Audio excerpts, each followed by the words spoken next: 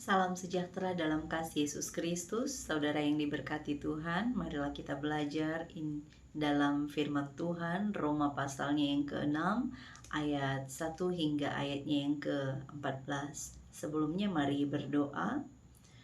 Tuhan, kami mohon perkenanan-Mu untuk dapat menyatakan apa yang hendak Engkau mau sampaikan melalui berita firman yang akan kami baca di saat ini. Demi Kristus Yesus kami memohon. Amin. Roma 6 ayat 1-14, mati dan bangkit dengan Kristus. Jika demikian, apa yang hendak kita katakan? Bolehkah kita bertekun dalam dosa supaya semakin bertambah anugerah itu? Sekali-kali tidak. Bukankah kita telah mati bagi dosa? Bagaimanakah kita masih dapat hidup di dalamnya? Atau tidak tahukah kamu bahwa kita semua yang telah dibaptis dalam Kristus Yesus telah dibaptis dalam kematiannya? Dengan demikian, kita telah dikuburkan bersama-sama dengan Dia melalui baptisan dalam kematian, supaya sama seperti Kristus telah dibangkitkan dari antara orang mati oleh kemuliaan Bapa, demikian juga kita dimungkinkan hidup dalam hidup yang baru. Oleh karena kita telah menjadi satu dengan apa yang sama dengan kematiannya, maka kita juga akan menjadi satu dengan apa yang sama dengan kebangkitannya.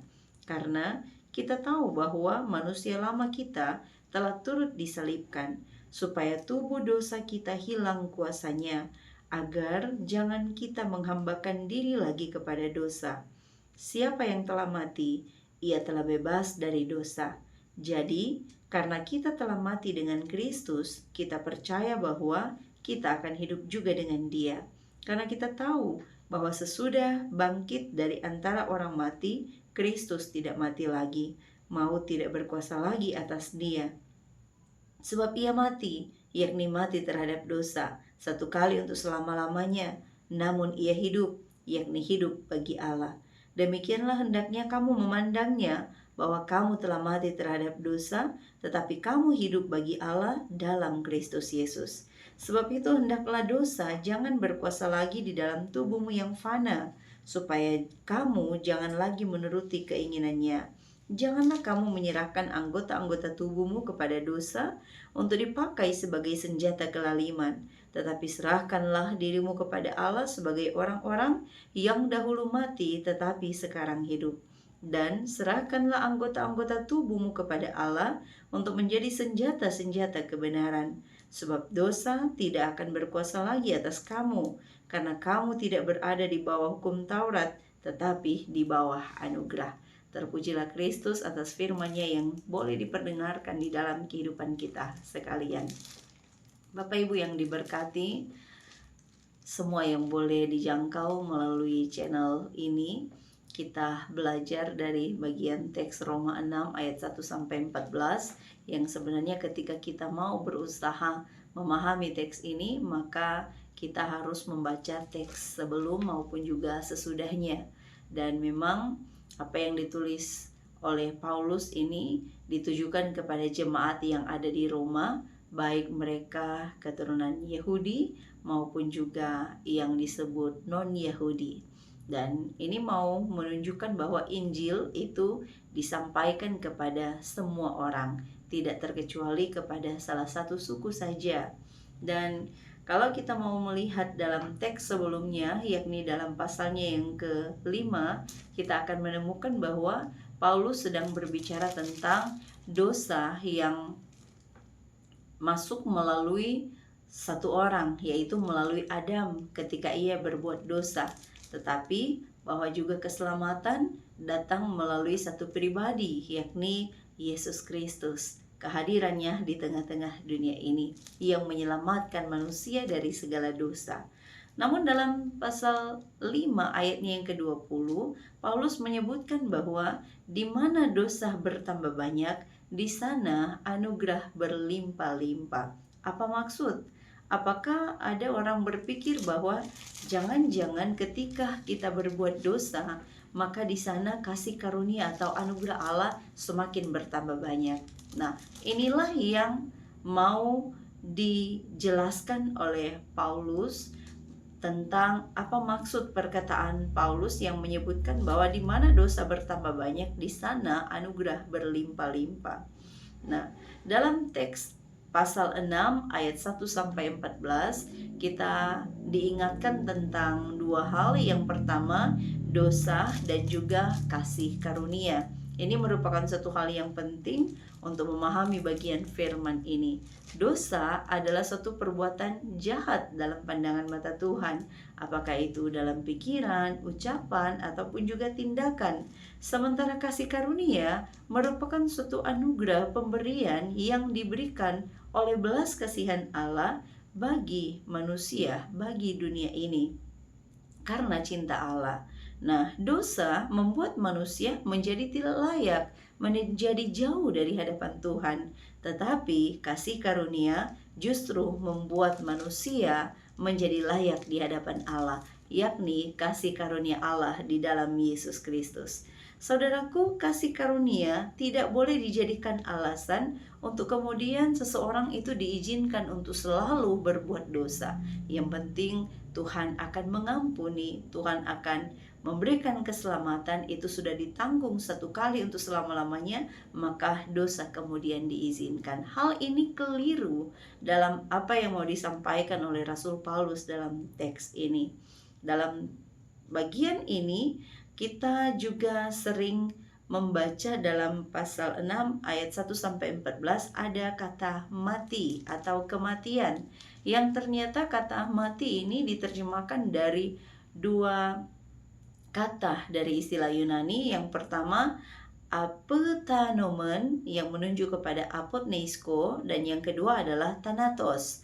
Kedua-duanya dari kata dasar yang sama, yaitu neisko. Yang dalam kata apotanomen atau apotneisko dalam perjanjian baru ini disebutkan kurang lebih ada 150 kali, yang nampaknya teks ini mau mengacu kepada kematian fisik. Sementara kata thanatos ini diterjemahkan, disebutkan kira-kira ada 120 kali, yang dalam teks ini maknanya lebih mengacu kepada kematian yang dihasilkan oleh baptisan atau sebagai suatu kata simbolik yang menunjuk pada kondisi rohani seseorang. Baptisan dalam tradisi Yahudi dikenal sebagai satu ritual penyucian diri dari kenajisan duniawi. Maka seseorang dibaptis, dimandikan untuk supaya dapat dibersihkan. Tetapi dalam makna rohaninya, baptisan dalam hal ini bukan menunjuk kepada suatu ritual untuk membersihkan tubuh seseorang dari kotoran tubuhnya, melainkan lebih kepada bahwa orang itu disucikan bukan karena airnya, melainkan karena kematian Kristus yang sudah menebus dari manusia itu dari segala dosa-dosa yang membuat dia tidak layak. Jadi kata makna baptisan di sini, baptizo, mau menunjuk kepada penyucian oleh kematian Yesus yang telah menebus manusia dari kehidupan kotor oleh karena dosa. Nah, bagian firman juga mau mengingatkan kepada kita bahwa kalimat kita telah dikuburkan bersama-sama dengan Dia, menunjuk kepada kehidupan lama atau dosa yang sudah mati oleh darah Yesus. Dosa manusia itulah yang sudah dikuburkan melalui baptisan dalam kematian. Sehingga kebangkitan Kristus juga memungkinkan manusia untuk hidup baru, yaitu hidup yang kekal, hidup bersama dengan Allah, hidup yang tidak terikat lagi dengan dosa. Nah, saudaraku, Paulus juga mengatakan dalam ayat 7 bahwa siapa yang telah mati, ia telah bebas dari dosa. Mati yang dimaksudkan dalam hal ini ialah tentang kehidupan yang tidak lagi hidup dalam dosa. Kehidupan kotornya telah tiada, dan kini ia hidup di dalam Kristus. Sebab ini mengingatkan bahwa kematian Kristus bagi setiap orang percaya memberi suatu petunjuk untuk hidup baru, berarti harus meninggalkan kebiasaan atau kehidupan lamanya, yakni tentang dosa. Kebangkitan Kristus menjadi satu pertanda bahwa kini manusia hidup baru, yakni hidup dalam Kristus. Orang yang hidup dalam Kristus pasti akan melakukan apa yang diperintahkan atau apa yang diteladankan oleh Kristus. Lalu, mengapa Paulus menggunakan kiasan kematian dalam hal ini? Sebenarnya ini bertujuan untuk mengaitkan perubahan hidup dengan salib Yesus, bahwa Yesus mati untuk orang berdosa, maka manusia juga harus mematikan kehidupan dosa. Mati bagi dosa tidak berarti matinya keinginan untuk berbuat dosa. Sebab rayuan untuk berbuat dosa itu selalu ada saja. Tetapi mati bagi dosa ini mati bagi dosa berarti tidak memberi kesempatan bagi dosa untuk berkuasa atas pribadi kita. Maka mari kita katakan dalam pribadi kita, saya tidak mengizinkan dosa untuk berkuasa dalam diri saya. Jangan merespon ketika ada hal yang memikat diri kita untuk menjauh dari Allah. Seperti doa yang kita sampaikan dalam doa Bapa kami, jangan membawa kami ke dalam pencobaan. Namun kadangkala kita perlu akui bahwa terkadang kitalah yang membawa diri kita untuk masuk ke dalam pencobaan. Oleh karena itu firman ini mau mengingatkan bahwa berusahalah untuk tidak hidup dalam perbuatan dosa. Nah, saudara yang diberkati oleh Tuhan, ayatnya yang ke-11, bagian firman ini mengingatkan bahwa demikianlah hendaknya kamu memandangnya. Nah, memandang diterjemahkan dari kata logizeste atau logisoi. Dari kata ini berangkat kata logika yang lebih bermakna ke arah menilai atau mempertimbangkan. Hal ini mau mengingatkan bahwa tidak ada kerohanian yang sehat tanpa ajaran yang benar. Oleh karena itu penting bagi setiap orang percaya untuk selalu memperhatikan tujuan hidup saat ini ialah bagi Allah dalam Kristus Yesus. Arahkan perhatian kita, pertimbangan kita, penilaian kita kepada apa yang dikehendaki oleh Kristus. Dan dalam bagian firman ini juga ayat 12 memperkenalkan kepada kita bahwa dosa diperkenalkan bukan hanya sekedar tindakan, tetapi berkuasa seperti Tuhan yang memiliki daya tarik tertentu dalam diri kita. Di sini, dosa terlihat sebagai satu pribadi yang mampu memerintah atau berkuasa atas diri seseorang.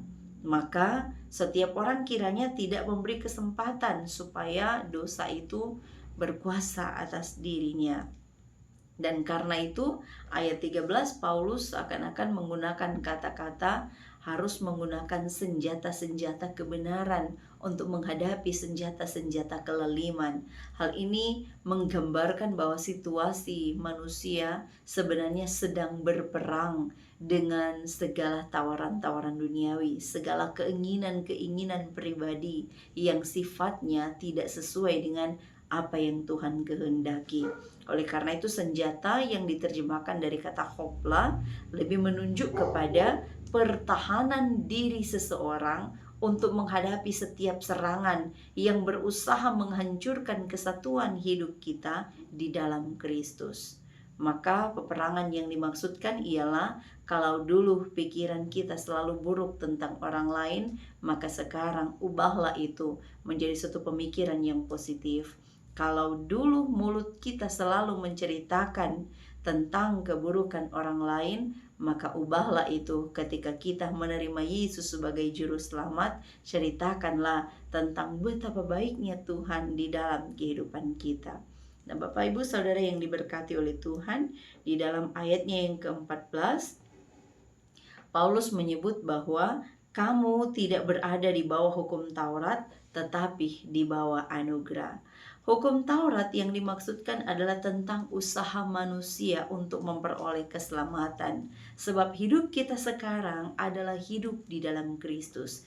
Ada beberapa hal yang perlu kita ingat menyangkut paut tentang hukum Taurat, yaitu hukum Taurat ini berbicara tentang yang pertama, 10 hukum Tuhan. Yang kedua, bahwa ada undang-undang sipil yang mengatur kehidupan umat serta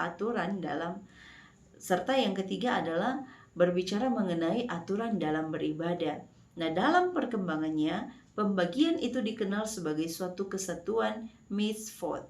Mitzvot yang mengandung 613 perintah diuraikan menjadi hukum bagi orang Yahudi yang disebut dengan istilah halakha. Dan semua itu menunjuk kepada segala usaha manusia untuk mencapai keselamatan. Jadi maksud Paulus dalam hal ini ialah menunjuk kepada bahwa usaha manusia tidak akan dapat memberi keselamatan, tetapi apa yang dapat memberi keselamatan ialah kasih karunia. Maka dari itu, manusia tidak hidup lagi pada hukum Taurat, pada usaha untuk mencapai keselamatan, tetapi manusia hidup oleh belas kasihan Allah, yakni kasih karunia Allah. Saudaraku, bagian firman ini mengingatkan kepada kita bahwa jangan mempermainkan keselamatan yang sudah Allah anugerahkan di dalam kehidupan kita. Ketika kita menerima anugerah keselamatan itu, hargailah itu. Hiduplah dengan kudus dan jangan sekali-kali kembali mau melakukan apa yang jahat dalam pandangan mata Tuhan. Mintalah hikmat, sebab seekor keledai juga tidak akan membiarkan dirinya jatuh ke dalam lubang yang sama. Dan bagian firman ini juga mengingatkan kepada kita bahwa baptisan bukanlah sekedar satu ritual untuk menyucikan tubuh kita, tetapi baptisan dalam hal ini yang dimaksudkan oleh firman ialah bukan tertuju kepada berapa banyaknya air yang kita gunakan untuk membersihkan tubuh kita, tetapi seberapa iman kita yang betul-betul percaya bahwa hidup kita sudah diselamatkan melalui kematian Yesus Kristus. Maka dari sekarang kita juga perlu bangkit sebagaimana Kristus telah bangkit dan memenangkan kita dari segala dosa kita. Dan yang ketiga, bagian firman ini mengingatkan kepada kita, jangan gunakan tubuhmu sebagai alat untuk berbuat dosa, sebab ingat, tubuhmu adalah bait Allah. Dan yang keempat, bagian firman ini memberi suatu peringatan bahwa kebangkitan Kristus adalah bukti tentang janji setia Allah yang menyelamatkan manusia. Jika Allah setia, maka sewajibnya lah kita sebagai umat manusia untuk setia terhadap segala perintah Allah. Setialah terhadap segala perkara-perkara yang diizinkan ada di dalam kehidupan kita. Jika kita tidak setia terhadap perkara kecil, mana mungkin kepada kita akan dipercayakan suatu perkara yang besar. Dan selanjutnya firman ini mengingatkan kepada kita, jangan memiliki pandangan bahwa semakin banyak melayani, semakin banyak kasih karunia Allah yang dilimpahkan dalam hidup kita. Sebab sesungguhnya yang benar ialah karena Allah sudah mengaruniakan yang terbaik dalam hidup kita, maka berikan yang terbaik bagi Allah. Apa yang bertambah di dalam kehidupan kita ialah tentang bagaimana pengalaman hidup kita, bagaimana kesaksian iman kita, tetapi tentang kasih karunia sesungguhnya itu sudah dinyatakan dalam kehidupan kita. Dan yang terakhir, firman ini mengingatkan kepada kita, orang percaya yang tetap hidup di bawah kuasa dosa harus ingat bahwa jangan sesat. Allah tidak membiarkan dirinya dipermainkan, sebab apa yang ditabur orang itu yang dituainya juga. Galatia 6 ayat 7. Tuhan Yesus memberkati kita. Mari berdoa. Tuhan, terima kasih kami sudah diberi hikmat untuk dapat belajar firman ini, dan tolong kami untuk senantiasa terus disempurnakan baik dalam pemahaman tetapi juga dalam tindakan hidup kami. Dan biarlah kebenaran firman ini terungkap bagi semua orang dan nama Tuhan yang dipermuliakan. Amin.